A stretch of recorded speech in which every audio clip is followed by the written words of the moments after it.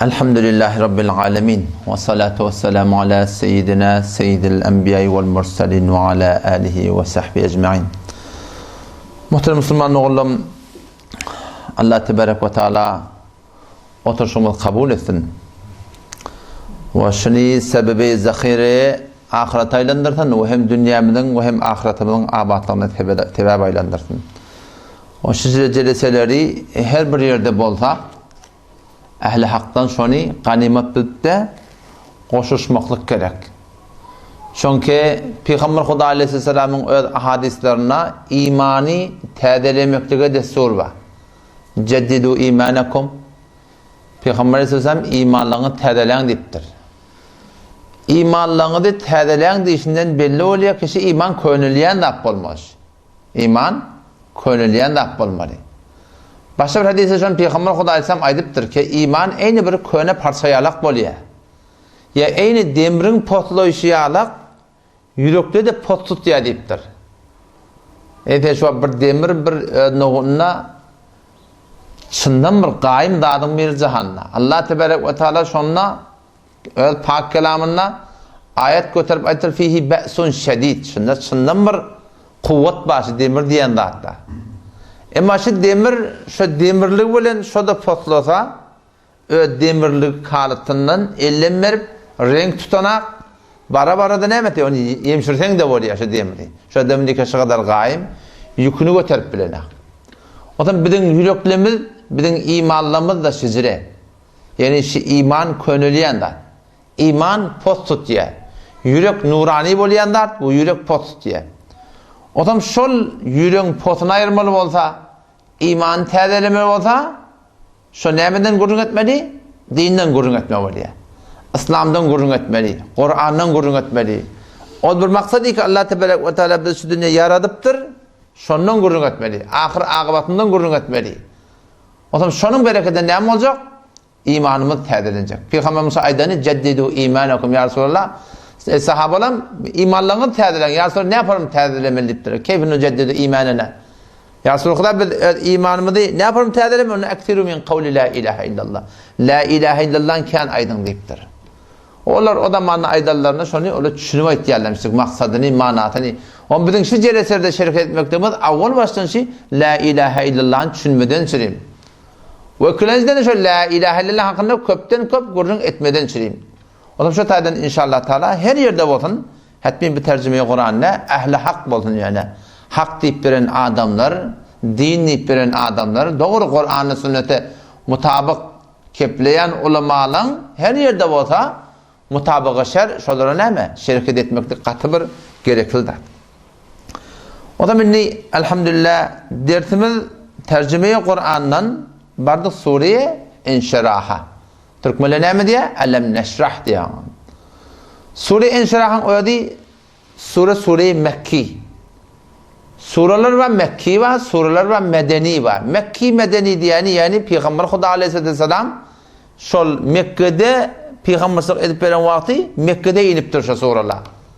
O zaman Peygamberimiz hicret ettiği din derekli, belki kavliya din derekli, ihraç edildiği din derekli, gittiği Medine. O taada da bir şey sureler iniptir. Ona da ne mi? Sure-i Medeni diye ediliyor. Yani Medine'de inen sureler. Bazen boluyor elbette. Şu Medeni surelerin sünnede bazen bir iki tane ayet tafiliyor. Ki Mekke'de inen olsun. Ve Mekki surelerin sünnede bazen tafiliyor ki şunun sünnede bazen Medeni ayetlerde şunun sünnede Allah Tebarek ve Teala Peygamberimize destur verip şunu şu surelerin sünnede koyupturlar. Yani mezmun-u kulli Mekke'de bolayan sureler bilen Medine'de bolayan nazil edilen surelerin bir esasi farkı var. O şu farkı biz öz zindagimizde, öz hanavadamızda, öz tebliğimizde, öz oğlun uşak terbiyet vermemizde şu ne etmeli? Muraat etmeli. O da ne mi? Mekki surelerde bizler dinden, imandan, akidadan, cennetten, cehennemden, kabirden, o şuna menzatlardan gurrun ediliyor. Çünkü vaktiki Kur'an iniptir, Peygamber Huda Aleyhisselam'ın şol Mekke'de yaşap veren vakti, şolun arasında bir sürü esasi müşkülatlar varmıştır. Asasi müşkülünün bir näme? Kıyamata anam yokmuştur. Ölümden sonra yapmışan dirilmeli. Şonu şola Allah Teala'ga qasam götürüp وَاقْسَمُوا بِاللّٰهِ جَهْدَ اَيْمَانِهِمْ Allah'a qasam içtiler, müşrikler, kafirler, inki güçlü qasamlarını näme qasam içerler? لَيَّبَعَثَ اللّٰهُ مَنْ يَمُوتُ Hergid Allah Teala ölünden sonra bir adam için öğürlep diretmeklik diyen zat yok deyip ettiler. Allah Teala'ga imanlar var ki Allah iba. Halık iba benamı Allah Teala'yı. Ona hiç bir müşrikin şeki yok. Ama onlar Huday Teala'ga şirk getirirler müşrikler. Kıyameti inkar ederler müşrikler. Peygamberleri şu doğrultudan kamil kabul etmeyiptirler. Şeriyeti inkar ettirler. Şun üstüne şolara kafir deyiliptir. Bizim şu Türkmen sahada Türkmen Müslümançılığımızda da orada namaz okuyman gerek. Arada tutunak, zekat verenak, hicap yok. O zaman kâvatı darang diyerin içinde biz de Huday'a ne takayım diye. O Huday'a inanmaklık eğer Müslümançılık boyayamazsa o da kafirler Peygamber'in mukabiline qasam içerler. Ve aqsamu billahi cehde eymanihim. Qasam içtiler kime? Ve aqsamu billahi. Kime qasam içtiler diye? Allah'a qasam içtiler diye. Ne yapalım qasam da? Yani vallahi de cehde eymanihim. Güçlü qasam içtiler diye. Yani hayti bir qasam iki şolonlarına güçlüden güçlü olsa Allah Teala ismini şonu içtiler diye. Ne mi qasam içerler? Ne mebna bilen? Leyyeba'atallahu men yemut. Hergid Allah Teala bir adam ölünden sonra şon öwlep dirildi görden koparmar. Yama şadan zendigi o dünya yok deyip şolar şu form qasam içerler. Mavzudan çıkmaylar ne? O zaman şol Mekke'nin ödünde bir müşkilat varmıştı. O şu müşkilatların açıklaması direktli Allah Tebarek ve Teala bir sürü soruları indiriptir. Sonra Medine varınlarına hop otada sahabalar inni pitada adamla saylanını hicret etti. Medine hicret eden Medine hicret etti. Medine hicret eden Medine hicret etti. O ne kadar ulukon şahsiyetler döredi. Qiyinçiliklar çekildi, adamlar saylanını, rehberanı camiye doğrulanını gittiler Medine'nin otada şehri Medine doğrulamalı. Şehri İslami doğrulamalı, otada ne? Ahkamat gerek boldu. Mekke'de de bir şey ahkamatlar varmıştı ki. Namaz yıltır şonla. Ödnağınla garip qasar gödemek, yetim dul dinanan gödemek, halal yemek, haramdan gövren çekmek, qiyda oğlansan marahim dir bolup, yani qiyda oğlanık dir gömmetizlik. Şoňa mes ahkamatlar barmyş ki tefsiri soratynda ki barahim sana diýsem zekat bolsun, üşür bolsun, hicap bolsun falan bolsun, olar Medine'dendir. Homşy suratly Kur'anyň inmekligi maňa sana bir terbiyet näme? Biz öz hanawadamyzda eger oğlansa onu doğru terbiyet berjek bolsak, şundan öňe din, imanyny rahmet çekmeli. Öňe anam zaýyna gelmeli.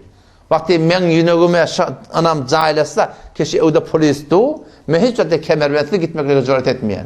Vakti bir adam ýüregine şu otursa ki Allah Teala zat-ı hak ba ve hemmelatda şoň eline ve şu zendigi dünya bihude däl, ölümden sonra men diriltjek, ebedi bir zendigi men öňümde ba, şular adam eger namaz terk ettirip bolsa, o şol öler gider, öldürürler emma dinden diyanatından el çekmer. O da bir de şu hanawadamyzda eger dogry netije aljak bolsak terbiyete oğlatdan, awal ahir terbiyet berjek Allah Teala'dır.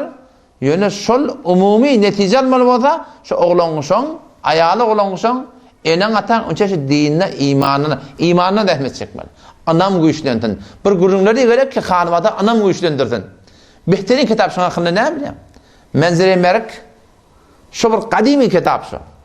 O şu kitap men bir küsrep çıkık gördüm. O şu elhamdülillah nebede hiç derset modellil kitap. Yani bazen metaliplerden görsen senet yazmaptır. Ben Sahih Buhari'de gördüm şunu. Senet yazmaptır. Oradan tefsir Teberi ki Hayrul Kurun'na var. Şondan şu getirip koyuptur. Yani bir hemin türlü bir eleki kitapta. O şu bir makbullığına delil neymiş? Ömür sahibi Müslümanlığına aylem tuşu. Ama şu kitaptan güne bir miqdari şu kitap näçe hisse şu. Awwalqy ölümi atlamakның hakynda. Ne yapar ölüpdir, bay ne yapar ölüpdir, garip ne yapar ölüpdir. Ondan sonra kabryň gürün gelýär. Kabrdan sonra kıyamet bolýar. Kıyamatın gürün gelýär. Sonra cennetin gürün gelýär. Sonra cehennemin gürün gelýär. Ahirde bir hissele bar. Emma şu 5 tane imanyň gürüni şu taada ba şol hanawada şonu okuýmaly. Şonu gadyp oğlan çyrak näme diýerler? Men zeýme okuýdum, deliň diýerler. O şoň aýtýan çymyşdyk, deliti ýa şeýle Hudaýyň diýerler bolýanda. Sen kıyametin değerli oluyor. Sen şu hatta şu da manada şeyle de sen biraz zaten takkalı koysan sana değerli ya da şey değerliptir değerli. Ütkeptir değerli. Ütkellisin kim onun yani ol Hudaya oraya ütkeptir yani. Halka oraya ütkemeptir. Halka oraya ütkeptir. İle oraya olacak ki men niptir. Men dine oraya olacak. Men Kur'an'ıma oraya olacak. Men şeriatıma oraya olacak deyip ütkeptir. Ütkellik için. O da şu Müslüman doğun şunu öl hanım adamında hetmi bir dininden gurun etmeli. Öyle hemçinani ki biz şu at işlemeliler. İşlemesen olacak mı ne? Allah tebarek ve teala sebep koyuptur işlemekliğe. İşlemesen de Huday verecek diye hep verir ki. Şu mahlukatlı işleyelemiyor ne? Allah Teala şunu verdi. Ama dünya alemi esbab işlemelidir Allah tebarek ve teala. Müslüman esbab tutunuyor yöne yürek Allah Teala'ya vermeli. Esbab tutulmalı ki imten. Ama yürek Allah Teala'ya vermeli. Sen şu bir küçük konuda sen turbunun ödemekliğin, nesliğin ödemekliğin, yağın ödemekliğin, bedinin ödemekliğin, aklın takazatı. Ama bunlar gödeyenden sonra esbaba dayanmalı. Ya Allah sana tevekkül. Bunlar ne böyle esbab? Huda Teala iradeden sonra danzırda kılıyor. Lesik de pencer oluyor. Gödün görene akısın gödün. İradan senden serp oluyor. Sen şöyle bariyardın mı Huda Teala iradan serbetse var ha? Gödün görene evdeki oğlu kon şöyle yankı defterine var suret yiyor. Şunu görmem gördükler geçikten oturdu. O zaman şu taydan esbab tutunmalı. Yani şu esbab tutunmaktan yüreği Allah Teala'ya vermeli. O şey öd hanım adamı da aynı şey. Öd günün şuğumuda bir de fikretçimi diyerek şuna vakt koymalı. Ayal o hanım adam 3 yan vakti oluyor ya. Oğlan medreheden geliyor. Kıyıda oğlan medreheden geliyor. Hop bir Şam'dan sonra yatsa çelleyim. Ya haydi bir vakti ki hanım adam var cem olsa şunu oturup da şu din diyanatta ne etmeli? Şu tadı gurrun etmeli. Ve muhtemelen mevzuda ne mi? İmanın gurrun etmeli. Ve şunun hakkında fezaili amal, yani fezaili yani menzili merk, beter kavdat. Amalı ve kahada hadisi muntakabat vardır. O şunun medeş haytı bir kitap. Bir de şu hanım adı da oğlun şunun hanım modun adamın ödün ol. O sana diyeceğim başka kıyıda oğlunu modun şunlara bir ferhengi kitap hanım adı da şu bitir bir zayıf Türkmenliğin ağırlığı. Okuymalılar şu oğlun çok. Allah tebarek ve teala şu ayet pak kelamını avval baştan ikra okuy deyip başlattır. O şu okuyonda ne am böyle? Okuyonda sen içinden uyuyarsın. Sen şu bir olokon qap tuyutba. Şoňa bir galam ýazak. Yok. Qaryalı gönellik edip on batyryp goýarlar. O içinden uyuýar şo. Yogurup botdur görsen. Kitap da okuymaklyk sen içinden uýdurýar şi. Sen şu ben şu gurrun mertdin. Hop, müň muradym da gurrun mer diýenden. Emma sen Oğlum, mena oğlum ben doğru düşündürüp bir doğru vurun. İkilerde sen doğru eşitsen, sen doğru düşündün, oburcu degane vurun. Ondan sonra kulak bile yüreğin arasında ilerlekin bir karşısında ile fasla var. Şundan sonra gelecek kadar bu tadı cahilleşip, daha dedip, ta yüreğe cahilleşiyança vakt alıyor. Ama sen okuyonda ödün içinden ödün uyuyardın. O zaman şu öd hanım adamın din, diyanat, muvaffakiyet ne bilen? Din bilen. Din eğer bizim hanım adamında olsa, zindagimizde bolsa, şun bereketini hem dünya bat hem ahiret bat. Allah ta nuska beripdir şuna. Ve men ya'mal salihan min zekerin ev unsa ve huve mu'min. Tadı tercüme edeyim o da. Her bir erkekden ani ki meni Allah bilen peygamberime vara bolsa diye. Her bir erkekden ani ki meni Allah bilen peygamberime vara bolsa felenuhyiyennehu hayaten tayyibe. Hetmin min Allah şol erkeğe, şol denana, şol hanımada, şol zavca pakize zindagi şu dünyada verecektir. Yöne verecektir mi ettir? Hetmin verecektir. Eğer şu pakize zindagi bizim hanımadamızda, zavcun arasında, enatan arasında, öz oğlanımız bilen gelinimizin arasında, öz kıydımız bilen damadın arasında, şu pakize zindagi görme her şey kep kurun, şu ne mi denekli? Şol Allah Teala aytýan şerdi bitmänli. Ve men ya'mal salihan min zekerin ev unsa. Her bir erkeklerin aniki eger dipdir Allah Teala. Men Allah bilen peygamberime wara ýaşata, felenuhyiyennehu hayaten tayyibe. Hetmin men Allah şol erkege şol denana, şol hanabada pakize zindagi berjek dipdir. Allah bir arata zindagi berjek dipdir. Allah Teala barda arata diýe, ne kadar arata bolmasa. Emma yok, bunun tersine bir gitsek, bunun da Allah Teala rakam ortaya takdir işini, takdir, Allah bir takdir işi yankı. Allah men mukadder edip koydum, men Huda bilen men şeriatıma göre botan, peygamberime göre botan, men Allah sana verecek dedi. Bir Allah'ın takdir işi. Yine bir takdir var. Ve men a'rada an zikri, her kimi men Allah'ın şeriatından yüze vursa, fe inne lehu ma'işeten zanka, bir şokşun zindagiydi perişani bulur diye. Bu da bir takdir. Şeriattan yüde vurdun mu? İzin için perişaniye geliyor. Ama Allah Tebarek ve Teala takdiri şu. Takdiri to dersayi tedbiri tost. Tedbir zindagi kime ora? Xudaydan peygambere ora. Şunu dinle arası zindagi var. Ve takdiri to dersayi tedbiri tost. Tedbir zindagi qalat. Halka ora olmalı, ile ora olmalı. Mıngı dinle betbakti gelir mi ka, gelmer mi ka? Mıngı hiç şek etme yani. Düğünde bir yerden soruyor da. Kimin oğlum? Kıydım bağışla. Kıydım körekim mi oğuşman mı diyor. O muşkil nerede? Muşkil nerede? Sadece muşkilsi da. Muşkil şey keşol kıydı oğlanı danışka deyip, gör deyip, dir deyip okuyup o tenşe danışka deyip duran mekanın şu bir İslami yerde, Kur'an'ı yerde. O ten vaktiden kıydı oğlanın öyde okuyup dursan, erkek oğlanı okuyup dursan, emma sen hanıvadan da şöyle önce dindar bar getirip ivermekten şu muhit fasla. O ne mete şeyde hezm oluyor. Efkarı tefekküratını okuyup engılap gidiyor, başka bolun fikir etiyor. O erkek kumbarını Kur'an'a göre fikir etmedi hanıvadan da. O zaman şu ne mete için muşkilat buluyor. Hem danışka gidip okuyudun, emma beşer diye ki vağın ön saklap bilecek bolsa. Önce sen şonda mutmain bolabilecek bolsan, oğlan bolsun, sen kıyıd bolsun. Şu suratında sen yoksa marakim, sen şu birden kunluk ba. O kunluk sen koydun eyvanın üstünde. O şey eyvanın üstünde yaptığın kunluk, eğer şu kunluk doğru olsa, aşağıdan yeri gelenine kavatta kulağat cuu edip ses veriyordur. Kunnun şurnuna ses çıkıyor. Ne hemen ses şu? Şu içi gayim duşi, içi doğru ses çıkıyor. Yani tandıranak yani. Ama kunnuk yartım olsa, ganimet yeri gelse gurdukta gidiyor. Boş olduk ona en tezlik zadetten gidip du. Bizim oğlanlarımızın vücudu dinden, imandan, etikattan doğulmakla zahmet çekmeli. Sonra ol hayta bir muhite iyi versen de inşallah şu muhite ne tenha öyle salim gelir, daş çevreğini müteessir eder. Daş çevre müteessir eder. Ama yok, eğer oğlanmışın hanımadan din imanı zahmet çekmeyeni muhite fasıda iyi versen, hayta bir muhit bolsun. O taada vatta varaqim özün saklap bilmene, onlardan müteessir olur. Erteki gün nämet oğlansa 50 çık yaşlarda. Ben onu soradım. Muşkil näme? Muşkil şeyle ahir şu bardık şoňtun. Ha, şu muşkil hanımadan din imanı zahmet çekmepdir. Yankı qıyyd oğlany ki danışa okypdir, tefekkürat fark et yani. İýdeti fark et ýer zendegide adam sen oňuşmandyň. Olakan bela da bilýär şu oňuşmasynlyga. Olakan bela muşkil nerden tawalýar? Wagty sen awraten muşkil wada şeýle muşkil ýa dine bar ýa-da. Men oňa dedim sen şu wagty sen o Türkmenle diýipdir da qyydym bolsa 40 it geler. İçinde bir kızıl it gelir deyip sen kıydım olsa adam gelip da o da geliyor bu da geliyor Türkmenler bunu nakılıyor kıydım olsa 40 it gelir içinde bir kızıl it gelir yani içinde kavadan takmadın için kavluğun nezve bilmesenini fatiden geliyor değil o da şeriat stadı yolu öğretiptir sana İslam şey İslam fat kıyametin gurunda İslam fat cennet cehennemin gurunda İslam şu dünyanın abadanından çıkıntıdır avval ol din diyanet ikiden şu dünyada hoşbat edip bilmese kaburda derdine değmesi kıyın Diyanet eke sen şu dünyada hoşbat etmedi. O zaman şondan İslam'ın tertibi näme? Peygamber aýdypdyr: "Men nedime men istişara." Her kim işinde meşvere etse peşiman bolmaly diýipdir. "Ve ma khaba men istikhara." Her kim istikhara etse şikayet etmer diýipdir Peygamber. Meşvere adamda bilen bolýar. Istikhara Allah Taala bilen bolýar.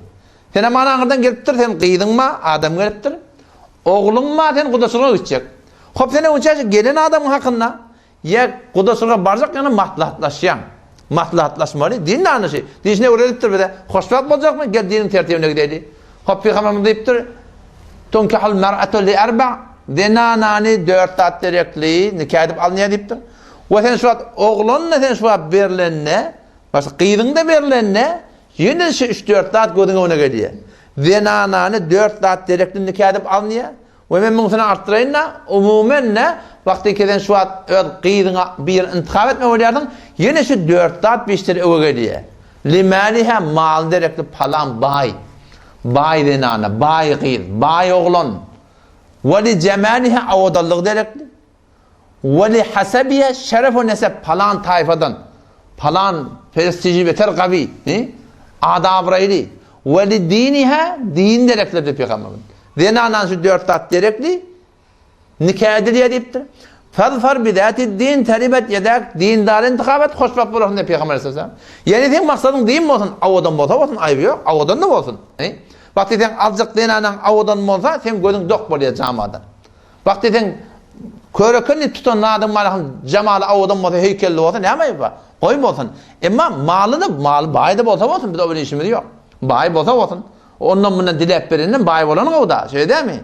O adabraýly bolsun, irady ýok. Adabraýly bolandan adabraýly bolsun. Bu da bir gowda. O şoňa menes liman we cemal ya ondan sonra näme? Welidin ya ýöne Peýgamber sallallahu aleyhi ve sellem dinni gözleýän diýipdir. Dindar bolsun. Far bidati din talibet eder dindara intikab et hoşbakt bolarsyň diýer.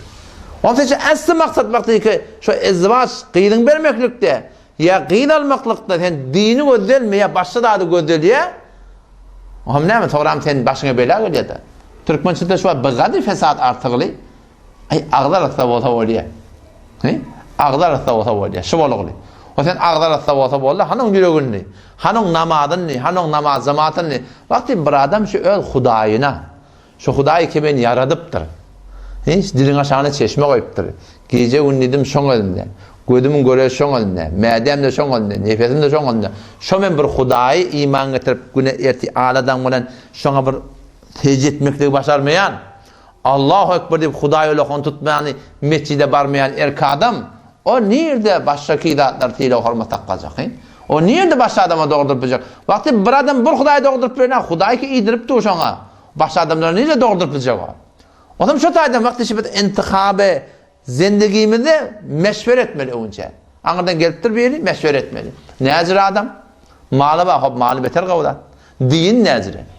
Dindar mı? Namaz cemaatına, diyanatına, halal hormasın, logmatı näzire? O zaman şi bollu mu? Bolsa bol, bolmasa da başaracak. Hemme de adı var, avudallık da var, malı da var, şerefe nesep avrayı da var ama din yok. Beri başı beşot namaz cemaate baranak. Şoňa bermeliler la, açık görüňiz, bermeliler şoňa. Bermeliler. Yok, hemme de adı yok. Hamana bir edafa avudallık da yok. Gelipdir bir Müslüman çağatı. Günün şu öýdi kargeri we aýnak gelipdi. Bu bir teleke yerde dogry bir adab ýerde, salim yer. Halallyk mydyp berýär, garyp günler rady, ýöne dindar ýöneşi. Peýgamberimiz näme diýär? Şo dindara intikab et, hoşbakt bolar. Hop beni gelipdir aňyrdan biri meşwer etmeli. Meşwer etdik, maslahatdan geçdim hawa. Inni şey ten aljak gelinin, ýötene jawany aljak gyýdyň, ýeten aýallyk onuňa gyýdyňa gelen aňyrda erki adam meşwerden geçdi, ýöne ýarysy garysy belli de, näme bolacak boldy geljekde. Gawy teleke bolar, telekede gawy bolar, näme bolacak boldy. Oňuşa bolacak boldy.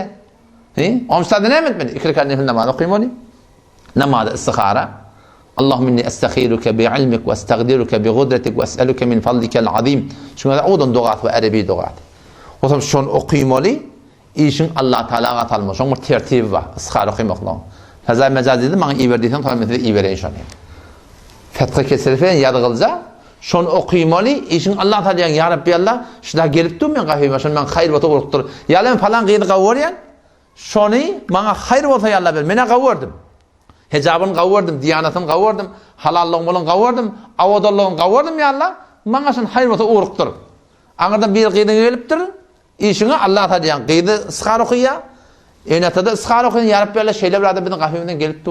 Hayrmış ya Rabbil alamin. Hayır olsa uğruktur ya Allah. O hem şonu iskar okuýup sen gije ýatýardyň. Günni de okuýup ýatýardyň. Adam sen dişine ak girte, yaşıl girte, diri olukhan balıkla girte, qawyň uğurşy.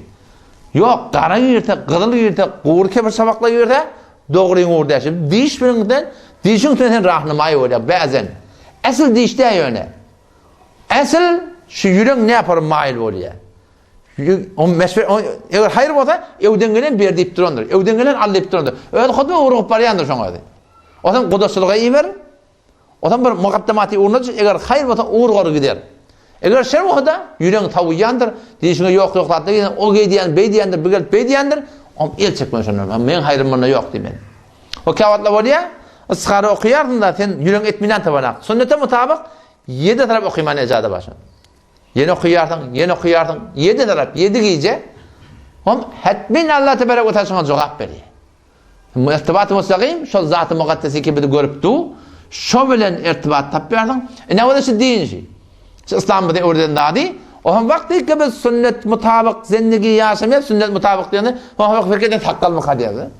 Sünnet mutabık diýeni faqat şu topun köket gelmeli hadýady. Sünnet mutabıktan hiç 24 saat zindagide Peygamber Hudaý sallam sünnet yol koyupdur. Keplemede, iymede, ismede, yatmada, turmada, giymede haytı bir zatı hidavet sünnete mutabık yol koyupdur. Bir de şey adam şunun mukabilinde bunu musahabbat böyle musabir eder etmedi etmer. Onun günahı yok etmenim ama sünnet diye vakti biraz sabit böyle. Istiharış var bir sünnet de. Peygamber ne diye adamının bedbaktlığının alametıdır diye istihara etmesin diye. Adam şuna kanına sünnete mutabık olmakın hakkında Allah Teala Kur'an'a ayet götürüp aydıptır. Eğer sünnete tertip olduğunda ne yapmalar deyiptir?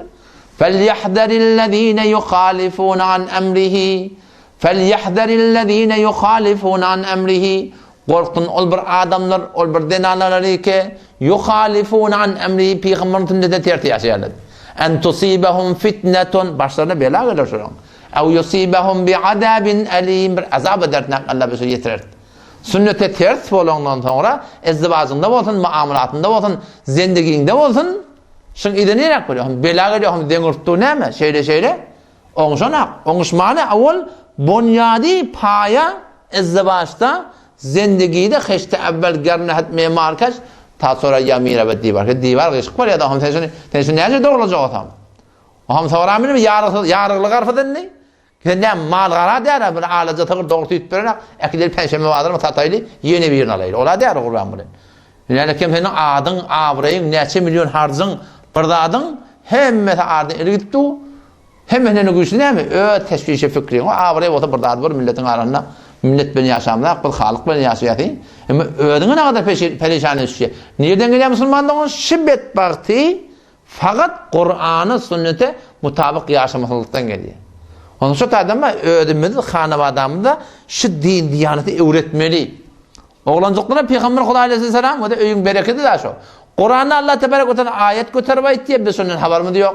Ve izâ dehaltum buyûten fesellimû alâ ehlikum. Ala ehliha. Her vakti kete de öyle girteniz.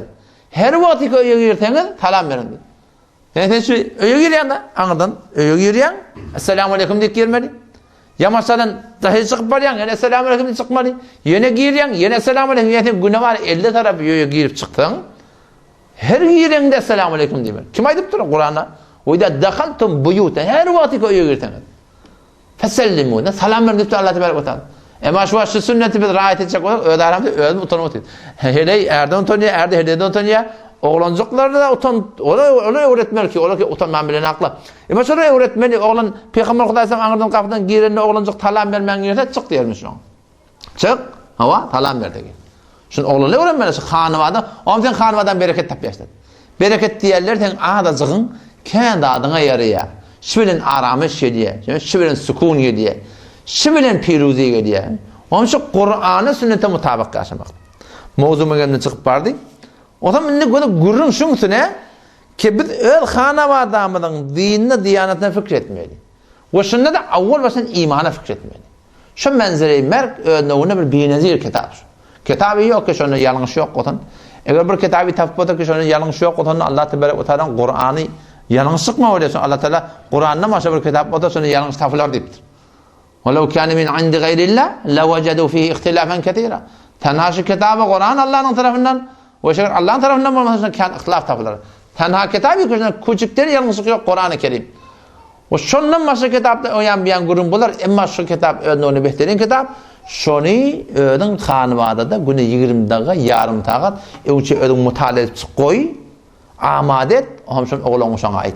Ve şun oğlan şuna da aittir. Bu da ki fakat sen okuyma. Qıydın da okuytun. Oğlun da okuytun. Sen şu vakti meşhursta kepleptin. Neçe milyar insan var. Adam atıdan ta ahir noktaya kıyamet. Milyarlar var adamlar geçiptir. Bu geçecek yıl kıyamet şelli. Şimdi şu kepleptin. Ne kadar adamla kepleptin yerin yüzünde. Bu bir hanım adamından ne kadar kepleyet günne. Şu keplemekliklerin içinde hayti kep bir de Hudaýa yakillet ya. Haydi kep bir Hudaýa yakillet ya. Şoňa da Allah Taala yakin boljak bolsaň, şu imanyň nurany boljak bolsa, şol Hudaýa göde görnenak, şo göde görmeýän Hudaýa görüp duran ýalag edip, şol ýadyňa düşüp durmaly bolsa, şo bir hakykat şoň gawryan işlerini etmeli. O şoň behterin bir gawryan adı näme Allah Teala? Tebliğ din etmekdir. Oňa maňa aýdyp diýmekdir. Allah bilen peýgamberiň gurun aýtmaklyk. وَمَنْ أَحْسَنُ قَوْلًا مِمَّنْ دَعَا إِلَى اللّٰهِ Kimin kefi kavrak, ol bir erkekten, ol bir denandan, ki mimmen da'a ilallah, Allah karşısını çağırıyor. Bir adam iki bir denanı getirip de ona bana hezaptan, diyanattan, sünnetten, Kur'an'dan, şeriattan kepliye, şıla adamdan anırmaz, kav kepliyen yok diye Allah Teala. Şın kefinden kavrak kepi yok diye Allah Teala. O zaman biz ne etmeli? Şu öd hanım adamı da, oğlun uşağımı da dinin gurrunu vermeye ne öğretmeli? Şu da behterin keplerin, hasın öğrenmiyorsun, yüz açılmalılar son. Kitabımızdan Farsça okuyup Farsça okuyup bir müddet Farsça okuyup oğul program tensini Türkmençe eur. Şey dip dil açılmalı. Ne? Şey dip dil açılmalı. Şey bira bendegi, bizim zendegimizde gerek. Ki bu Hudaýa bende bolmaly özümüz. Namazımız, namaz cemaatimiz, hicabımız, sünnete mutabıklığımız, zekatımız, üşürümüz, Kur'an'a göre yaşamalı özün. Burada bir vazifenin namayendegi ona bana aydıp demektir. O zaman biz şu hanım adamımızı eğer şey ikidat dörese İnşallah şoň bereketine ö diyanatymyň hessi bolýar. Ö diyanatymyň hessi bolýar. Men şu şondan bir sefer men gelýän şu at. Şu kimden çürüýüm men ödümden çürüýüm. Şu men dini rehmet çekýänlip halka minneti ýok. Men her näme diýdim, sen her näme diýdiň, her kim her näme rehmet çekýär, şu rehmet kimden çürüýüm, ödüňden çürüýüm. Ö hanawadaňdan çürüýüm şu. Ki Sure vel asr awal terjemeti geçti. Allah tebarek ve teala vel asr qasam bolsun zamana diýipdir. Zamana qasam istiyor Allah Teala. İnnel insane lefî husr qaten yerin yüzünde her cinsi insan var. Şu neçe milyar insan iki var. Şundan hemmet Allah Teala betbaktır çümügülliye. Hemmek iş betbakt ettir Allah Teala. Zamana qasam içiptir ve hemme insaniyeti betbaktçılıkta illa meğer bir erkek denanalar diye var. Şöyle 4 iş ettiyerler. 4 iş oturup taksim ettik 2 tane vazife şu. İllellezine amenu iman getirtirler. Amel-i salih etiyerler, bana diyorlar bendegi. Ve tevasav bil hak, ona bana doğruyu etiyerler. Ve tevasav bil sabr, Allah'ın ona sabır istikameti da birbirini davet veriyorlar. Bana diyorlar namayendegi. 4 iş şey. Hem bendegi başında, hem namayendegi var. Bir de fakat ödümün hanımın, ödümün kavuşak bolya, halk ben neymişim var deyip, din, diyanetın kabalını ona bana aytmak, demeklik bolmasa, biz vel asrın yartını bitirip tut. Henüz ol Allah'ın qasamının aşağından ki, qasam içipdir Allah tebarek ve teala betbaksız deyip, şu qasamdan çıkmalı olsa yartı qalıqlı olsun. Yartı qalıqlı. O zaman şu hanıvada da, öd hanıvadamızda, şu hem biz bendegimiz güçlenmektige, ve hem oğlan olacak namayende olup bilip ona bana dinin, diyanatın gurrunu verip bilmeklik, bir şey istedadı bil kuvve ba bizde, bil feil ba, bakışta bil kuvve ba, feile getirmeklik gelir. O diye Allah Teala'nın qasam içip edipti o da, siz emir maruf etmeli, nehez munkar etmeli deyip, o şey istedat bize koyuptur ki şey deyipti o da şu şeyden, bizim başarmayacaklardan olsa, kararda hem şu poşta durbin gurrun varsan, ya balay member gurrun varsan, karar ki her yerde maqdur olsa, dinin, diyanatın gurrun vermeli, her yerde maqdur olsa. Ama kıyınan hakta ne bileyim? Şu an müşkül şu Müslüman şöyle dininden haber yok. Dün bir hacağım ben gördüm yoluna geliyor. Kellerine ak börk, sakkal murt yok. Kaptanına kıyıldı çargatlaşından. Şu hacağı gidip gelen adam ne gidip o tada lebbeyk diye ne çürüptür. Şu lebbeyk Allahümme lebbeyk deyip oraya hazırlar taşıdı. Dörtüye tavaf ederlerine.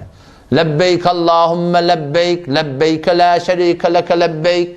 İnnel hamda ve ni'mete leke vel mulk la şerike lek. Lebbeyk, lebbeyk deyip çıkıyor. Lebbeyk dedi ne mi dedi? Ya Allah ne mi dedin ben teyyardırın ha? Ya Allah ne mi dedin ben teyyardırın ha? Şey deyip ayttığın da şu. Hantan teyyarlığın? O zaman şu din, diyanattan agahi bolmadık derekli rahat gelip yerle bir hicab, bahicab bile oturup bile turşup boydoş ol katnaş gelip yerle ol mantavşalvar gelip yer. Dotike gelip yer. Daman gelip yer. Kurtağın dağının köket gelip yer. Bu taraftan bir denane hicabını aydet gelip yer. Celbavı gelip yer. Yüzünü örtük gelip yer. Elideske gelip yer. İkide bile katnaş gelip yer. Ne ol hicab, ne ol hicabının kadr kıymetini biliyor. Ne bi kebarahim darang dinen kono ke endam nama bir anglosun bi hayaya şunun bu da muntelekelim bil patana rahatça oturup duruyor engar ke o bir ne beter bir takavdat bi ne be telekedat ne bir şey ne olur dinden agahi yoksun bilen akşam o jon telekelim bilen o tam şu taydan hanavada da şu öd hanavadamında bir diyanattan gurrun etmeli ve avval vasan imandan gurrun etmeli sen imandan gurrun edip de varahim amal aysan hanımada rahat kabul etti. Ama sen yok. Şoltur namaz okuy. Şoltur namaz okuy sana. Ama sen yok. Namaz okuy. Yan da atma sonra biliyorum. Şu an bizim Türk mezarımızda İrvat öğrenci bir Takdirden birine den gurdum ben. Aytyanma yok diýende bir 13 ýyl boldy. Man taňa olakan takdirden birine den gurdum. Takdir şeýle şi hijab zat elden gidip barýa. Oşu forum şi türkmençilik gülmön gaýrylap barýa. Oşu nämet bilen bir günde şol şoňdan bilen. O näme diýe? Onu bu zamanny logmaly da dogry ýabaly diýe. Logmaly diýe haram bolýar, dap bolýar, oham diýe. Şu diye şondan şirim diye bizim tebliğatını eser eden ak diye Kur'an muayyen tebliğ öz Molla'na eser eden ak. Millete durun demeyi. Tehin tebliğ öz Molla'na eser eden ak. Ne eser eden ak şu? Muşkil nerede? Logma ki esası da yongurun yok ki. Muşkil nerede? Ne şu kum bizim öz hücrelemin? Tamam da hücre bir hanavada şu var. Doğru mu? Bizim hanavadamızda bir hanavada. Ehli sünnette bir hanavada. Mantığı Türkmenistanda bir hanavada. Oşu en heme şu atem memberden gurulmayalı beter kendine değil. Toyda, yatsa, taymanla, muhtelif şuna mengdeş tercümahay Kur'an'la köpten köp gurulmayalıya. Gurulmayalılık beter kendine değil. Ama aya fesat adallı mı? Türkmenistan'ın fesadi, hicabi, o baştaki halaf şeride adallı mı? Adallı da yok. Gülmün köpeliye. Eğer avval bana ayda bir fark ediyen moda, yılda fark ediyen moda, indi her heftede fark ediyen Müslümanlığı. Bunu kim biliyor? Bunu şu teoriye okuyup, teoriye çıkıp, evurdak giyilinde biliyor. Bir zaman Belucistan'a gidemedi, şu evurdak giyilinde, şunu anlıyor. Bunu muhtemelen diyor musun da? Altayla biliyor musun ki başka formül oluyor. Sonra gidip geliyen, başka formül oluyor. Şimdi elle değil ki, bir de hanım adamında oğlunun şomunun dindar deyip, din için can feda terbiyet verip bilmeyet, hücrelerde din deyip can feda terbiyet verip bilmeyet, Türkmen sahrada dinleyip veren adamlarken adaylarına ondan. Diyanattan gurulmayanken Hasan'a çelinmeyene, yüzüne çandı gelince. Hecabına at takılayança hecab, takkalına at takılayança takkal zayinna. Huda bilen peygamber demet Hasan, barmak çomodlayança. Şoňa çelim. Ahım olasa şeyle bolýar. Falany gawurun bar, falany gawurun bar, ýongurun gawurun bar ýalan. Emma yüzüne çandı gelince şoň. En tecik milletten kep gelecek o da iyice terfiliyerler. Nemli bir şeyler var oğlum. O men takdir. O diğer son illetine ihtiyar. O diye şu diye logmada at doğurdu. Men tabi pırkettim ödüm. Şu logma doğurdu. Şu Peygamber Aleyhisselatü Vesselam Peygamberçilik yetenine şotada bağıştan ha Mekke'de 4 porum nikah varmıştık. Şoň fakat birçe nikah teşbih bizim nikahımız. Galan 3 nikah sırahaten fahşamıştık. Fahşa mubtela heleyler perçem mutluluk öylerinin üstünde her yerlerde Mekke'de. Barca adam bar vermeli. Şu elini elan arak meşrub kesin haram diyen gurum yok olan arına. Kıyılların ki diyecek ömtüğülla bir yımrık galak oğlanın seni vurjuptırlar 120 yıllap kılıçlar keliptirli birbirini. Ne kadar adım öttürür? Ne kadar inandulga alttır? Reba khari ki öyle bir ati bırdamış ki arına. Hatta şıgadar şolan arına halal logma adalıptır, şıgadar adalıptır. Ki vakti ki Kâbetullah'ni ne Allah'ın amma şolan. Allah'ın azabının katı korkuyor Allah. Kâbetullah katı könelttir diye Allah Teala uyuşturdu. Şu Peygamber Aleyhisselam'ın ev yanına. Peygamber şu öz bağvatında Peygamber yetmenin ev yanına. Katı Kâbe diye könelttir. O zaman bunun becerirler mi? Nece becermiyor? Bak Hudayı koy nece yıkıp olasını. Başımda bela gelemedi. Yok bak bizim niyetimiz hayır. Oğlum ağay falan ne dedi? Şu yıkanın adi adımı sana. Onu dedi ağay falan ne tem var. Birçi dene kerbizi ayırt edildi diye. Bir ertesinin göndeşe eten başına bela geliyor mu gelin abi. Gelmedi onunla dedi birlikte yıkarttı dedi. Ama barıp sonra bir dene kerbizi ya Allah men niyetim hayır hamen. Başka niyetim yok deyip doğruda bir kerbizini kohorttur diye. Ama ertesinin göndeşiptir dedi ya Allah. Şimdi başına bela geliyor mu gelin ama hiç hesap olma. Yuvaş var ondan. Yuvaşlardan ya Allah niyetimiz hayır. Kerbizleri yıkayken kohormandırtırlar. Kamil Kâbe'ni yıkayarlar. Şehit etdilerler ama eteki benalarda eteki paya var da onu kavudip bana arasarıştırıp daha dedim. Şimdi yamaçlarını tikmeli oluyor. Elam etdilerler. Adamlar Allah'ın işi diyorlar. Fakat halalını getirin. Bana haram alıp olmaz diyorlar. Halalca kadınlarından getirin diyorlar. Çarçup İbrahim Aleyhisselam'ın taban Kâbeti o şu bir palançı mitir. Şöyle bir çarguş bir talının zay avval 2 tane eşik varmıştık. Eşik deyip şu kafenin eteğine değil ya da eşik. Şu 2 tane eşik varmış, 2 tane kapısı varmıştık. Eşik de yerdenmiştik. O zaman biri yukarıdamıştık, biri yukarıda biri aşağıdamıştık kapılarda. On bulan ne? Bugün dursun zayınla şu tarafta becerme olayarlamani. Adam her kim halal pulunu getir diyene şu çarçup, kerbiç filan çıkarmana otadan kaptığını küller de gerek ki Gel çekmek de gerekke, kentura almak da gerekke. Sana dedim marahim, şoňa meni sakıf da gerekke, hiç de gerekke. Defedin falan demir de gerekke. Sadece bir çarçup divan çıkarmalı olanlarına şoňa önüne halal pullar yetmeýän o diye. Şeýle bir çarçup bolsa, şoň bir mygdar var, Käbe kaptanına şeýle aylak goýup durlar. Şu aylak goýulan şo da Käbetullah şo. Käben jaýy aslında. Emma şo zamanda müşrikler şony halal pul yetmeýäni bir çarçup çıkarmana şo menine çıkıp durýar şoň goýan. O kaptan da mına aylak goýaýlar. Hende yetmeýän o. O sonra da şaňasına galypdyrlar. O şo zamanda da şoňa müşrikleri riyaset talebi edip iki gafin bir gafet diýerler. O bir gafini goýanda goýupdylar, etekde goýmapdylar. Tehramet o da şo kadar şoňa arna halallygyma almışdyk. Tehne hedabet bana şu öýýalak bir çarçup ýöne kulörsiz zatly ýöne bir çarçup çıkarmana kerbis bilen daşdy däkim o. Hol dağın daşlar bilen çıkarmany bana halal pul tapylmapdyr diýip. Emma şeýle bir haramxor milletin arasynda Peygamber Hudaýsan gelme bu söyleye ne yaparım şolar şu üýt gedipdir şo. Näme şolar üýt gedipdir. Awwal bir hudaýlykly insanlar gerek, dine öýtjek bolsa, hudaýlykly insan şo taýda gelipdir Peygamber Hudaý aleyhisselam. Şeýle Rasulun minallah gelipdir. Allah tarapdan iýerilen şo. Yatlu aleyhim suhufan mutahhara. Şoňkun eger mena amallahun ya falan qari ya falan ahun eger biz Allah'ın tarafından iýerilen näkibi bol başarmaýat. Kinki peýgamber bol başarmaýat kim biz. Emma eger biz Allah'ın tarafından murda täyit bolsak, Rasulun minallah bolmasak da, denämi? Allah'ın tarafından bir minallah bir täyit men hakymda falan ahunun hakynda eger bolsa Allah tarapdan sen gat'an bil Türk meselede bolsun her ýerde dine öňe gider. Her ýerde dine öňe, näçe dine öňe gitmeýän o? Murda täyit adamlar tapmak kyn. Diyanat Allah Hudaý peýgamber demek Hasan Çellim bolagly ýüzüne çaň degençe. Endelik bir bedagat aýtjak bolanna näme diýen izni terfil diýerler. Men aýtdym adamlar gaçar diýip bilýän. Odam şuna jogap berýärdim. Ki şu taýda şol haram logmaly adamlar iki bir çarçup diýar halal puldan çykaryp bilmän duran adamlaryň içinde Peýgamber Hudaýsan gelýär. Şu forum zähmet çekýär, bonyady zähmet näme? İmanyň tile. Öňçe Allah'ın tanıdyp durşalara. Kıyamet bad diýip durşalara. Cennet cehennem düşündirip durşalara. Hemmedat Allah'ın ellerini düşündirip durşalara. Ölümden sonra dirilmeklik haklygy eýni barakny gözüňe öňe duran Allah taşaran öyle. Osam şola şu rehberany jame bolupdyr, hak halallygmy, haramlygmy hemen terk edipdirler. Gıýdyldyrylan terk edipdirler, reban terk edipdirler, fahşan terk edipdirler, hemme terk edipdirler. Hotbaga rehberany jame ümmet İslam bolupdyrlar. Şu konu şeýle, şu hücrelerde eger şu nizamy iman sazy eger dogrulansa, aýdylsa diýilse, hanwada da şeýle. Şu hanwada barahim muesser bolýar, mufid geçýärgende. Burada bolýar, mufid bolýanda muesser bolýan, başga kişiň hakynda, jama hakynda. Odam şu taýdan hanwadamyzda şu evvel bonyady şu imanyň gurrugyny bermeli.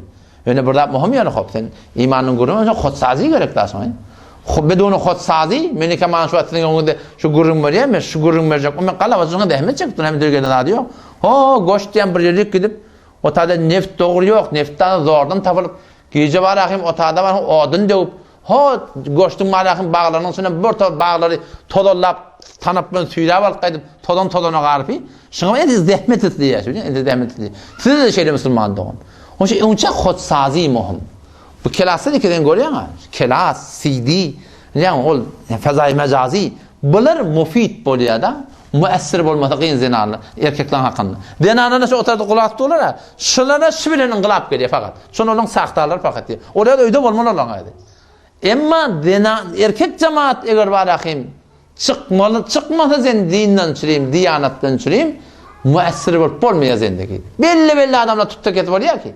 Emma umumy soratynda şuna çıkmaly da şaryk. O behterin herkes hakynda näme cemaatde bile var ha. Şu bizim Türk meselesi şoň gadryny bilmem var ya. Bu olan öldüründe bir kemçilikler var. Şu behterin cemaat, hareketi cihani işi. Ne kadar kafirler unutulmayıp öyle.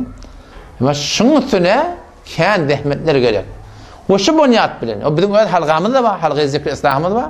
İnşallah biz seçtim mehr yeni paberca. Yani şuna girip görmesi cemaati. Bir 2-3 gün bol mescitte feriştelerin mahvolunda, feriştelerin hemleşim olmalı. Feriştelerde iki sıfat var. Bire günah etmeyenler. Burada ne mi diysen çalamcak ihtiyarlı şöyle Allah Teala. Sonra ne mi diysen çalamcak ihtiyarlı şöyle. Om senin için sefahat-ı feriştigan öğrenmeli. Om dile varlık öğrenmeli. Gelip hanavada dehmet çekmeli. Hanavada ne demek çekmeli? Şu imanı demek çekmeli. Teşvaş Türk mazada in hemen tebliğat muassir olup bilene, hücrelerde muassir olup bilene ne mi diyeyim? Şu hücrede kıyamattan gurun yok. Bu hücresine geçmeyet. Hücrede cennetten gurun yok. Hücrede cehennemde gurun yok. Aslında şu kullu Türk mezarada bugün yöne Hudaydan korkmaz cehennem var. Ne cehennem açıklanıyor, ne cennet açıklanıyor, ona ne cennete evvet var, ne cehennemden korku var, ne Allah'ın azabından korku var. Yöne ayıhul musulman hakimet bir de bir cennete girer. Hiç kim bila nisbet münafık olmadan korkana, men münafık olamayın Huday Teala'nın yanına. Allah'ın gözünden düşenmenne olamayın. Allah Teala hadiste geliyor da Allah Teala bir kep kepliye. Şu kepte halkı güldürecek o kepliye. Bir yerdeş kep. Ama şu kep Allah Teala'nın şıgadır olakon, mağribden maşrık mıqdarı şu Allah'ın nazar rahmetinden düşüyor diye. Bir kep baden hem ki bir kep yaptın Allah razı olsun qav kep. Tingandakan erdisi yok. Ama Allah Teala'nın şıgadır şun erdisi var diye mağribden maşrık mıqdarı Allah'ın rahmetinden yaqilaşmaqan sebep oluyor. Hek bir dereden qarğan, bir dereden yalqarnayan naşi. Ama sen şu at şunkun bizim Türkmen sehramında tebliğatı iştibah direkli hem ki umidvar oluyor. Bir Müslüman hava la ilahe illallah deyiptir. Bir güne cennete girer. Onun hiç Hudaydan korkunak. Hicap yok, mehrem yok, namahrem yok. Ay ganimet bolsa bolar. Hudaydan korkulanak. Ne mi deyip? Şu galat tefekkür var akhim bizim zindagimiz haraplığı. O zaman şu taydımma inşallah Teala şu zatdan hakkında himmet etmeli biliyor musun? Şu hanavadan xodsazi, hanavada sazi men dünya ve hanavadan da halk men evini bilen, yamanlığını bilen men zindagimi hoş gelmeye kim? Men öz zindagimi ödüme. Söyledin? Men içimde ödüm hoş olmalı. Öz hanavadan ödüm hoş olmalı. O şu hoşluk kim vermeli? Allah Teala vermeli. Allah Teala şuna şert ediptir. Men bilen peygamberime ola olmalı. Şeriata ola olmaklık. Matam inşallah şuna hakkında inşallah himmet edeyim. Bu bağışla mevzu mügendimden çıktı kullen. Suriye elimle şahit memoluk başka bir grup çıktı yani. Allah Teala bize tevfik versin. Vesselamu aleyküm ve rahmetullahi ve berekatuhu. İnşallah indeki celete ve Suriye elimle şahit inşallah eder.